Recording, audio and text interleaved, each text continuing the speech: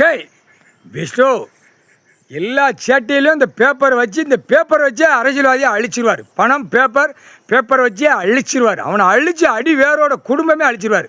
ஏன்னா பேப்பரை விட்டு பாழாக்கிட்டான். கணக்கு எவ்வளோ நாள் 6 வருஷம் கணக்கு ஓடிக்கிட்டு இருக்கு.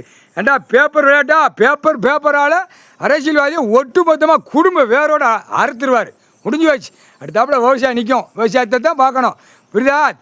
மண்ணை சுரண்டணும் உயிர் வாழதுக்கு 3 வேளைக்கு திங்கல சப் ஆணும் பெண்ணும் டீசெண்ட்டு மேக்கப்பு. ஐயோ டீசெண்ட்டு மேக்கப்பு கோர்ட்டில் கேட்டுக்கோப்பா. கோர்ட்டார் டெய்லி நீதிமன்றம் கோர்ட்டில் படி ஏறி உள்ளே போய் நீதிமன்றத்தில் இந்த பேகளை வழக்கு பார்க்குறதுக்கு உங்களுக்கு டைம் சரியாக இருக்குது.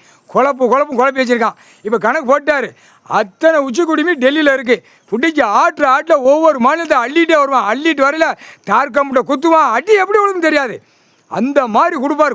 குடுப்பு பேப்பர் வச்சு விளாண்டுக்க எல்லா மாநிலத்திலும் நச்சு நைய நெருங்க பூமி பூரா விவசாயத்தை அழிச்சு விவசாயம் பார்க்குறவன் பூரா தூக்கில் போட்டு சாவுதான். விலை கிடைக்கல.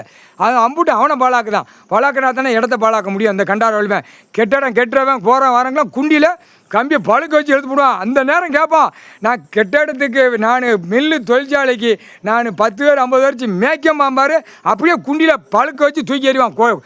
கெட்டடமாடா முட்டா குதிமணியில் போட்டாச்சுடா கணக்கு. டெல்லி டு தமிழ்நாடு டெல்லி ஊடாலப்பட்ட மாநிலம் உச்சி குடும்பியே டெல்லியிலேருந்தே பிடிச்சி தூக்கிட்டு வருவான் வானர படைகள். புரியுதா? கிட்டுன்னு அரசியல்வாதி 2 தொட நடுங்கும். இப்போ எத்தனை மாநிலத்தை சேட்டை பண்ணுற கணக்கு டெல்லி உச்ச நீதிமன்றத்தில் வழக்கு ஆடுது.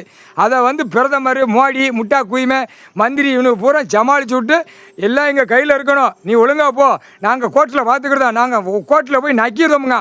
கோர்ட்டாடா கண்டார வலிமான நீதிமன்றத்தை அவமதிச்சு உட்காந்துருக்க டெல்லியில் அரசியல்வாதி தூக்கி குண்டியில் பழுக்க வச்சு எடுத்துகிட்டு வந்துடுவார். பார்த்துக்கோ. அப்படித்தான் எடுத்துகிட்டு வருவான் வானர படை.